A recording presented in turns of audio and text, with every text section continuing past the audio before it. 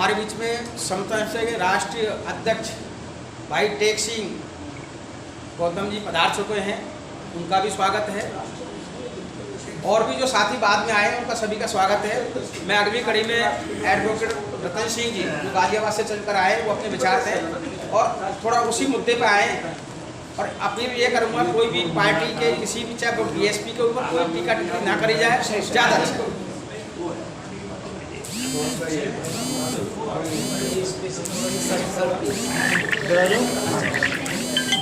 हाँ, यहाँ खड़ा हो जाओ। क्षेत्र आपका है।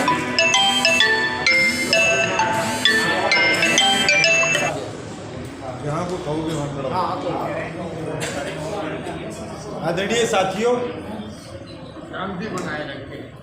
आप सभी को जय भीम।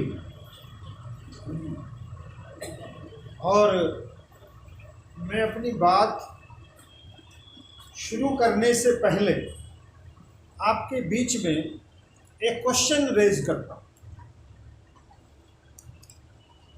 अभी जैसे बताया भाई जी ने कि सब 60 साल और 65 साल और 70 साल वाले हैं, यूथ क्यों नहीं है,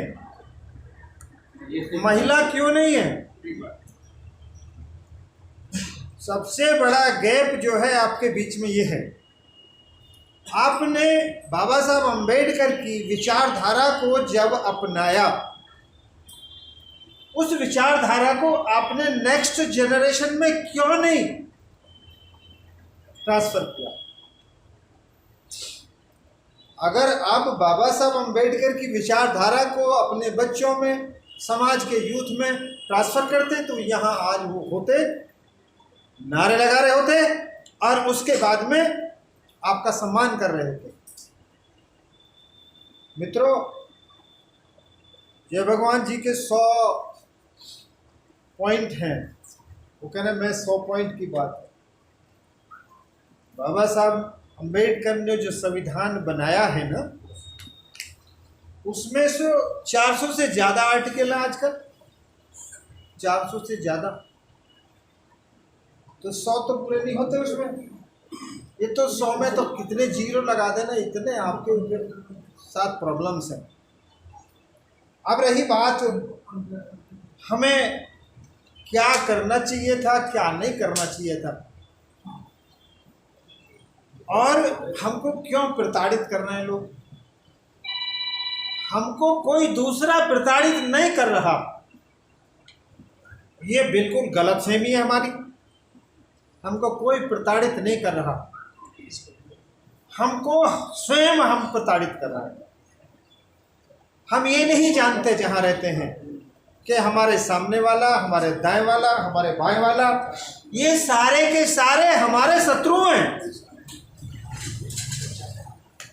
जब हम पढ़ते हैं, जब हम पढ़ते थे, हमारी फीस माफ होती थी कमजोरी की वजह से, उनको फीस देनी पड़ती थी, तो वो जलन तो वहीं से स्टार्ट हो गई थी। वो जलन खत्म कहाँ हुई है? आज़ादी के बाद से लोग हमसे, आज़ादी से पहले तो हमारी स्थिति खराब थी, उसके बाद से लोग हमसे भूल रहे थे, आप उसको पहचानते ही नहीं। मित्रों, शिक्षा,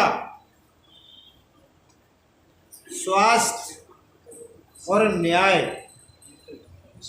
शिक्षा को ध्वस्त कर दिया गया है, शिक्षा को ध्वस्त कर दिया गया है। न्याय हमको मिलता नहीं, और स्वास्थ्य की हालत खराब है। आप दिल्ली में रहते हैं तो आपका हिसाब किताब हो सकता है ठीक है, अस्पताल चले जाते होंगे। मैं तो गांव देहात में रहता हूँ, वहाँ पर अस्पताल का खंडर कमरा है, डॉक्टर बैठा हुआ, लेकिन उसके पास दवा नहीं है। उसके पास में जो है दवाई देने का, या उसके बाद में जो है दवाई से संबंधित इंस्ट्रूमेंट नहीं है। क्या कहेंगे आप इसके नाम से? डिलीवरी, महिलाओं की डिलीवरी हॉस्पिटल से बाहर हो जाती है, घोड़े तांगे में पड़े, कहीं गाड़ी तांगे में पड़े, कहीं ये सब हो जाता है। वो किसके साथ हो रहा है? वो हमारी बहन बेटियों के साथ हो रहा है, हमारी ही बहन बेटियों के साथ हो रहा है। तो इसमें गलती किसकी है? क्योंकि मैं जो लिख रहा था सीरियली बताऊंगा तो ज़्यादा लंबा होता है, बात अगर किसी के समझ में नहीं आए तो उसके बाद मज़ा भी नहीं आता। इसमें गलती किसकी है भाई? हम जो सरकार चल रही है जिनकी, और जो हावी हैं, आप उनकी गलतियां निकाल रहे हैं। मैं तो नहीं मानता उनकी गलतियां, मैं नहीं मानता। मेरी बात आपको अटपटी जरूर लगेगी। इस देश में दो ही वाद हैं, अम्बेडकरवाद और मनुवाद। अम्बेडकरवाद और मनुवाद।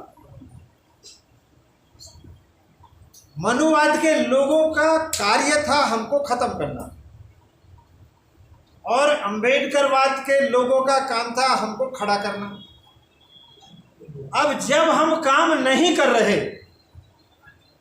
वो लोग आज भी रातों रात भागे फिर रहे हैं। सारा एक पॉइंट प्रोग्राम है उनका, एक विजय के लिए वो सारी रात आज 2024 के चुनाव के लिए भागे फिर रहे हैं। हम लोग क्या कर रहे हैं? हम लोग क्या कर रहे हैं बताइए? क्या बाबा साहब अम्बेडकर ने जो मेहनत की, आप मुझे चुप करने के लिए खड़े हुए क्या? हाँ जी,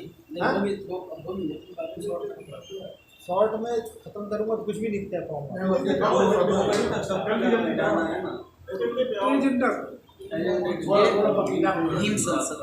देखिए अभी दोनों घुमा दिया ना मुझे। हम लोग जो है कुछ कर नहीं रहे, किसी के ऊपर दोष मढ़ने की आवश्यकता नहीं है, किसी के ऊपर दोष मढ़ने की आवश्यकता नहीं है। दोष मढ़िए अपने आप पर। आज हमारे समाज के अंदर कितनी बुराई है। बाबा साहब अम्बेडकर ने जिस वोट के लिए जीवन भर संघर्ष किया, जिस वोट के लिए जीवन भर संघर्ष किया, उस वोट को हम शराब में बेचते हैं, उस वोट को शराब में बेचते हैं। और ये बिना पढ़े लिखे लोगों की बात नहीं, गांव देहात की। हमारे अधिवक्ता वकीलों का जब चुनाव होता है तो शराब की गंगा बहाई जाती है, उसके बाद में वोट दिया जाता है। तो जो आदमी पैसे देगा और इन्हें खरीदेगा, वो तो अपने मन से काम करेगा। क्या हमारी संख्या कम है? कहाँ गया आपका वो नारा 1585 का? 15 लोग राज कर रहे हैं, डबल इंजन की सरकार बन रही है, सारी चीजें हैं, और 85 वाले कहाँ?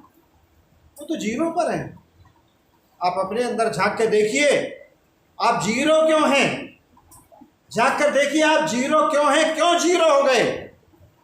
आज मैं जाटो समाज को बिलोंग करता हूँ, एक भी जाटो दूसरे जाटों की बात मानने को तैयार नहीं है। हर जाटो नेता है, अगर उसको किसी ने जय भीम कर ली तो वो फिर अलग अपनी उसकी पार्टी चलती है, अलग पार्टी चलती है, वो किसी के साथ जुड़ने को तैयार नहीं है। तो बाबा साहब अम्बेडकर के जो तीनों उक्तियाँ थी, शिक्षित बनो, शिक्षा हमारी डे बाय डे छिन रही है, छिन चुकी है। और अगर मैं बताने लगूं तो आपको तभी पता आएगा कैसे छीनी। पहले हमारे बच्चों को फीस मिल जाया करती थी एडमिशन में, इंजीनियरिंग में, एमबीबीएस में और दूसरे कोर्सेज में। आजकल नहीं मिलती। क्यों नहीं मिलती? कि कुछ लोगों ने, जो बनियों के स्कूल हैं, बनियों के कॉलेज हैं, उन्होंने फर्जी लोगों के एडमिशन किए, और एडमिशन के बाद में वो लोग भाग गए। और जब भाग गए तो गवर्नमेंट ने इंक्वायरी करी, कि यहाँ तो तुम्हारी क्लास में तो बच्चे ही नहीं है, कहाँ हैं? तो उसके बाद में उन्होंने कहा अब जो है हम प्रतिपूर्ति करेंगे, फीस की प्रतिपूर्ति करेंगे जितने बच्चे आपके यहाँ पढ़ रहे होंगे। तो उन्होंने कह दिया भाई पहले फीस लाओ, 1 लाख, 1.5 लाख, 2 लाख, जितनी भर भी फीस है वो पहले ली जाती है। आज की डेट में हमारे समाज में इतने कौन से ऐसे लोग हैं 1.5-2 लाख जो है ना वो फीस दे देंगे बच्चे की। पहले फीस भी जमा नहीं होती थी, फॉर्म भर कर देते थे, एडमिशन होता था और उसके बाद में जो है ना स्कॉलरशिप भी मिलता था, बुक्स भी मिलता था। वो सारी चीज़ें ख़त्म हो गई हैं, वो सारी चीज़ें ख़त्म हो गई हैं। जागना है तो जाग जाओ, ना जाना है न जागे हैं तो हाल बुरा होने वाला है। ये शिक्षा की स्थिति है। हॉस्पिटल्स की स्थिति बहुत ज़्यादा ख़राब है। और उसके बाद आता है, मैं छोटे में ही कह रहा हूँ, न्याय व्यवस्था इस देश में इतनी गिर चुकी है, इस देश की न्याय व्यवस्था इतनी खराब हो चुकी है।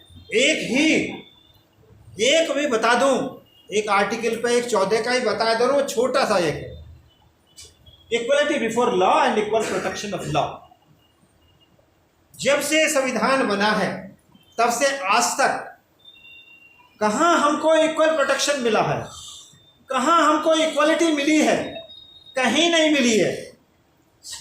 इसके लिए पूरे देश की पुलिस जिम्मेवार है, इसके लिए पूरे देश के वकील जिम्मेवार हैं और इसके लिए पूरे देश की जुडिशरी जिम्मेवार है। अगर हमारे साथ में किसी ने बेईमानी की है तो जुडिशरी ने की है। हमारे बीच में कोई भी ऐसा आदमी नहीं है कि जुडिशरी का कोई ये कहे भाई ये क्या है। जुडिशरी वाले मनमानी करते हैं, अपना सपोर्ट करते हैं। तो ये सारी चीज़ें हैं। मैं तो क्योंकि यह बताने वाली बात है, देखिए भीम संसद वाला एक कंसेप्ट जो है ना बहुत बढ़िया है। उसमें यह है कि पूरे भारत से कुछ रिप्रेजेंटेटिव आए, पूरे भारत से रिप्रेजेंटेटिव आए और वो अपनी अपनी बात कहें। अभी कह रहे हैं जब भगवान जी ने बताया हमारा जो है ना, जो हमारा फंड है वो ट्रांसफर हो जाता। I am 24 hours tax payer. 24 घंटे में 1 सेकंड ऐसा नहीं जाता जब मैं टैक्स ना देता हूं और आप टैक्स नहीं देते हो। 24 घंटे में सुबह को उठोगे, बाथरूम में जाओगे तो पानी यूज करोगे, टैक्स मिलता है। उसके बाद में नहाओगे, धोओगे, साबुन और ये लगाओगे, टैक्स देते हो। और उसके बाद में नाश्ता करोगे तो हर आइटम पे टैक्स देते हो। कपड़े पहनोगे, नहा धोगे तो हर आइटम पे टैक्स देते हो।